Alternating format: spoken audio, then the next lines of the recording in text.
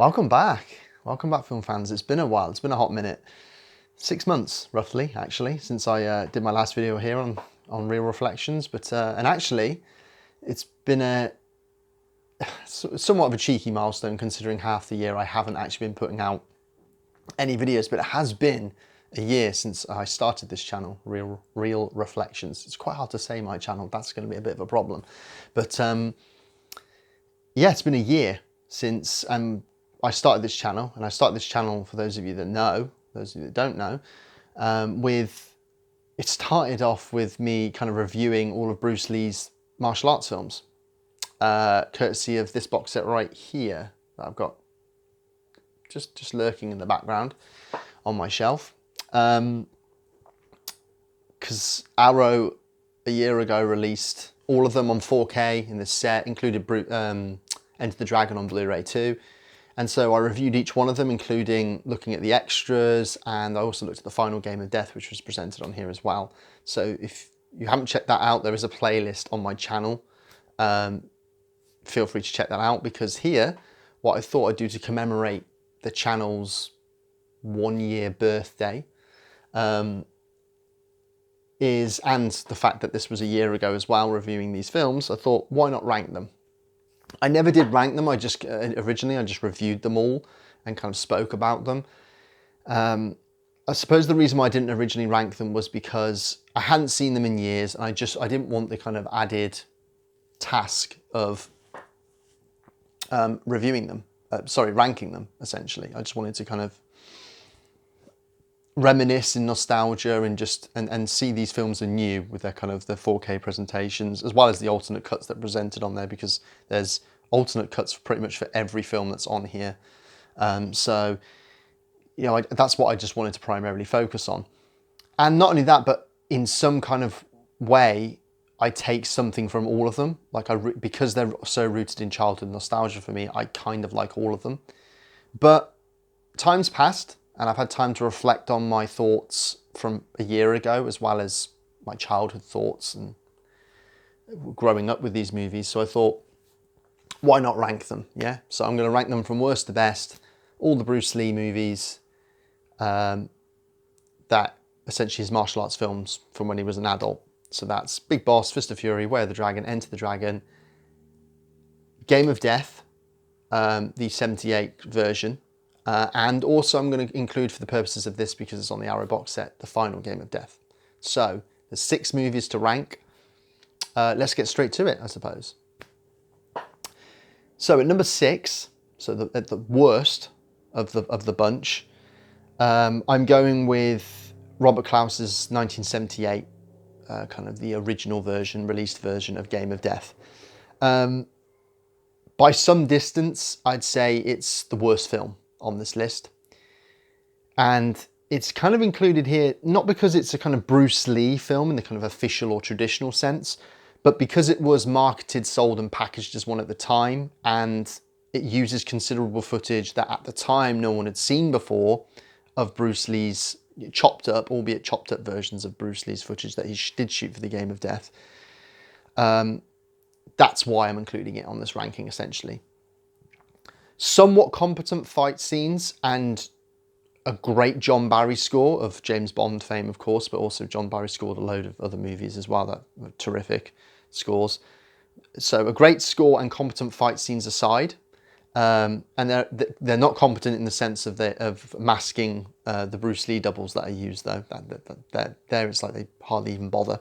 But those two things aside, those can't elevate this film from its kind of exploitative trappings for me, and so that's why it's at the bottom.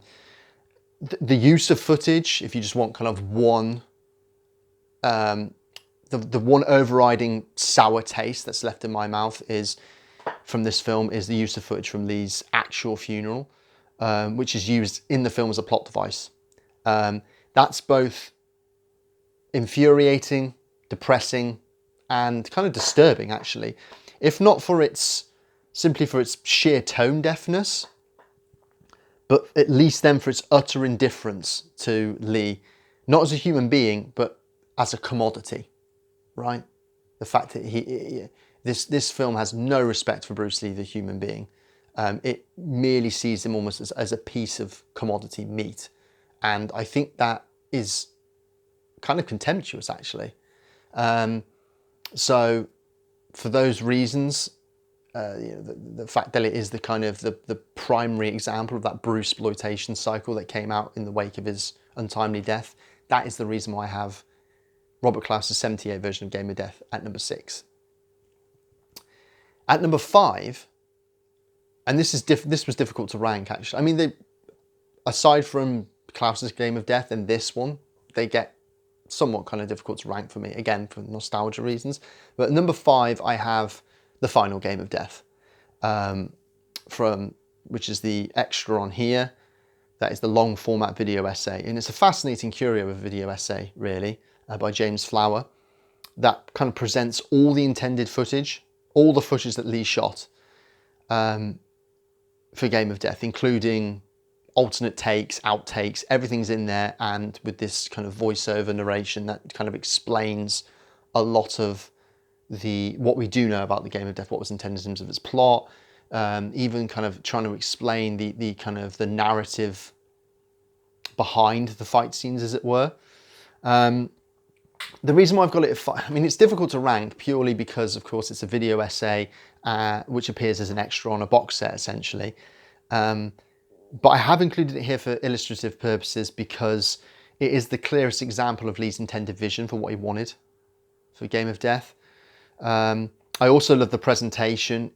I think it's the last chapter, because the video essay is divided into chapters. I think 6 or 7 chapters, and it's over 3 hours long. I loved the assemble cut that they did at the end of the video essay. And it's probably the most definitive edition you're going to get, really. It is lengthy, and perhaps it is for Lee purists only, but it is a worthy palate cleanser, shall we say, after the disaster that is Clous's Game of Death. What else to say about it? I suppose it's great seeing what Lee did intend for it. I love the concept of Bruce Lee's character fighting on the different levels of Pagoda, different kinds of martial artists, and using his resourcefulness and kind of intelligence and skills to kind of navigate the challenges each one presents to him, as well as this idea that, so he's in this, the plot was meant to be that he was in this because I think his family members have been kidnapped, whereas the two people that he's kind of navigating the pagoda with are there for kind of selfish reasons, right, of greed or glory. So again, Lee's kind of philosophy as to how and why we fight or we should use martial arts is present in the film. And I love the idea that each fight kind of tells its own story, but then relates to the bigger story as a whole in terms of his fighting philosophy. So I really, really dug that concept. But yeah, those are the reasons that I have it in number 5. So on to number 4. And this is probably where I'm going to piss a lot of people off because the review that I did certainly got the most flack in the comments and attention in the comments. I have certainly Lee's most iconic film, Enter the Dragon, at number 4. I know a lot of you are going to think this is too low, and I probably should make a separate video actually where I do address people's criticisms of my criticism and their objections that they raised in my original video of Enter the Dragon. If you haven't seen it, have a look, because it seems to be I raise a lot of points that people do object to. I just believe, so I think clearly it's his most iconic film, right? That's indisputable, but I think it's far from his best for various reasons. I think Lee's vision as a movie star, as a kind of, who is using his martial arts, he's using his stardom to kind of express his martial arts philosophy. I think his vision is seriously compromised here. And it's clear to see for me, I think the evidence is there, that Warner Brothers were quite uncertain and unconvinced as to their confidence in Lee as an Asian male actor, as an Asian star essentially, and how to package him and sell him to Western audiences. I think that's clear to see. I think the fight scenes are a step down from previous Lee efforts in terms of both the choreography, but also their execution, particularly in the editing. So both in their precision and clarity, I just don't think they're as good as Lee's previous films for the most part. I also think, you know, it's an overstuffed movie because of the presence of both John Saxon and Jim Kelly's characters. It's trying to have its cake and eat it, essentially, and it's quite a bonkers movie. That being said, because it's bonkers, I think you can have a lot of fun with it. It's kind of campy fun in a way, and you know, if you're not paying attention to, if you're not seriously invested in Bruce Lee as a figure and his place in film history, I think you can overlook a lot of the criticisms I raised with the film, certainly. The film can be a blast. It can be a blast. For me, it's kind of more so a bit of a guilty pleasure now, and a nostalgic pleasure, of course. And like I say, no matter the compromises, Lee's charisma and stage presence shine through regardless. But for me, like the best martial arts movie or a great martial arts movie, this isn't. That's just my take on it. Like I say, I probably will do another video addressing explicitly the criticisms of Enter the Dragon. I'll go through the comments a bit and make a video out of it, I think, because I don't think I put my points across as clearly, or they weren't as understood as I'd hoped them to be. So yeah, watch out for that video hopefully in the future. With that said, let's go on to number 3. Those of you that are still tuned in, if you're not foaming at the mouth after me placing Enter the Dragon at number 4. So number 3, I have The Big Boss, directed by Lo Wei, 1971, Lee's first film, kind of what exploded him onto the scene as a martial artist. So for me, it's the first and the weakest of the completed Golden Harvest efforts. It's actually easy to forget. I mean, my key takeaways from watching it last year, when I watched both the Mandarin cut but then the Cantonese cut, which is what I prefer simply because I grew up with it and the score is there, whereas the Mandarin cut sounds quite empty in comparison, I think. Even though it's, like I say, it's a fascinating curio to see all the footage that you haven't seen before. My key takeaways were how bloodthirsty this film is actually, in regards to, or in comparison to the other ones. Almost as if we've yet to settle on kind of Lee's codified fighting ethics and persona in terms of how it's presented on screen. So he uses a lot more knives and weaponry, for example. And like I said, it's a lot more bloodthirsty, vengeful and violent in here, in The Big Boss. But I think the thing that struck me the most after all these years is actually the film's politics. Lee taking on this kind of corrupt evil capitalist by leading a workplace mutiny. You know, I mean, I'm on board. So perhaps, with that said, now it's easy to see why he was such a childhood hero of mine, with that being said. Because who can't get behind someone like that, right? Who kind of fights for his fellow workers and his own rights and beats up the evil capitalist at the end. Of course, this is a film, remember, this is essentially a kind of Chinese film, so at the time, its politics kind of make sense. But yeah, those are my key takeaways, actually. I think it's actually kind of a more politically interesting film than I ever gave thought to, which gives it an added dimension that I really like. So I do have The Big Boss at number 3. So it's down to the final 2. We're already at the final 2. What's it going to be? Is it going to be Fist of Fury or Way of the Dragon? Well, if this might be, would it be obvious off the basis of my previous reviews? Maybe. At number 2, I have Fist of Fury. So the second film starring Bruce Lee, second film directed by Lo Wei, 1972. This has actually climbed in my estimation as a result of when I reviewed it last year. Primarily because I think it's why I have it at number 2 is because I think it's actually the best directed film that Lee starred in. Perhaps it's overly somber and serious in tone, but I kind of now appreciate its anger and its fatalism, actually. I appreciate those aspects more these days. I also there's a real charm to the set design and the look of the film.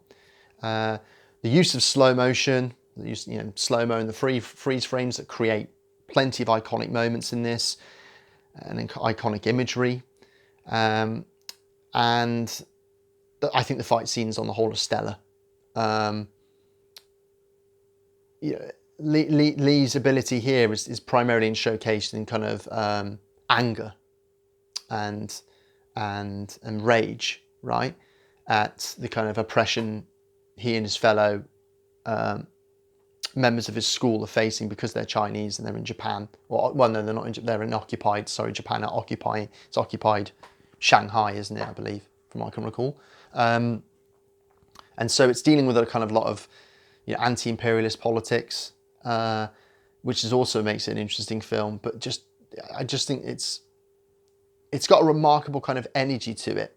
It feels distilled, but then also the which makes it more, when Lee explodes with violence, it makes it kind of more impactful and way more. It's resounding. The image is way more resounding. Is the only way I can kind of really put it, I think. So, yeah, I think, who knows? It might eventually climb to number 1, but on rewatch, we shall see over time. As we all know, right, rankings are not only subjective, but they're prone to change throughout time, throughout your life. So, but that leaves me with my number 1, which kind of for me was the least difficult part of assembling this. Was I knew what number 6 was going to be, I knew what number 1 was going to be, and number 1 for me is The Way of the Dragon, 1972, directed by Bruce Lee, as well as starring him, and of course somewhat semi-produced by him. He was a co-producer in a sense. Also, like I say, wrote the script, did the fight choreography, had the most control in this film, and I think it kind of shows. For some people that might actually be a kind of caveat as to why this isn't his best work, but I actually think that is primarily the reason why this is his best work. It's probably perhaps maybe, I haven't seen every martial arts film ever made to make this claim kind of confidently, but it's perhaps the greatest martial arts film of them all, right? Certainly from what I've seen. Some of the directorial decisions by Lee are silly, a bit hokey, and some of its comedy is misjudged. I still think that. There's some kind of tonal issues in the film. But it's without doubt the purest distillation of Lee's philosophical and thematic concerns as a martial artist and as a movie star. And it's the most convincing exhibit, I think, of Lee's charismatic screen presence. He's just so flamboyant in this film, and his personality just shines through. It's also surprisingly radical and playful with its kind of anti-Orientalist politics too, which are really interesting, which I spoke about at length during the review. So if you haven't seen that, go check it out. Just really, actually a really interesting and really rewarding film. I think its pacing is fantastic. I think there's the fight scenes. He does a great job of creating tension, holding it off, kind of like what happens in The Big Boss. But here, by this point, you kind of know, if this isn't your first foray into Lee's films, you know what's in store, and he holds it off, and then you get that. And of course, you have the dramatic irony, because the characters don't know what Bruce Lee's, Tong Lung's abilities are, but the audience does. And so you're like, oh, just you wait. You're judging him now. You think he's an idiot. You think he's a bit of a country bumpkin because he doesn't know his way around Rome. He's a fish out of water. But just you wait. And then he explodes, and it just amplifies that kind of, that heroic persona that he exudes, I suppose, for so many people. And of course, the final fight scene with Chuck Norris is iconic. I love the score as well to this. And I think the final shot is kind of retrospectively perfect and kind of moving. And like I say, has interesting politics. I mean, this film actually has quite a lot for me. It's a film that, like I say, despite some of its directorial decisions, and some of its execution is a bit flat. Like I said, I don't think it's the best directed film. I said that's The Fist of Fury. I still think Way of the Dragon is the most fun you can have with a Bruce Lee film, I think. And yeah, those are kind of a summation of my thoughts. Those are my rankings. Do you agree? Do you disagree? I'm pretty sure there's gonna be loads of people that vehemently disagree with some of the rankings. Drop your thoughts in the comments below. Let me know what you think. It's great to be back, guys, and I hope to do way more videos and be way more consistent. I hope you like the new setup as well, by the way. I thought it'd be a bit different, refresh it, you know, give a bit more of a dynamic look, I hope, to the videos. But yeah, let me know what you guys think, and I will catch you on the next one. As always, take it easy, take care.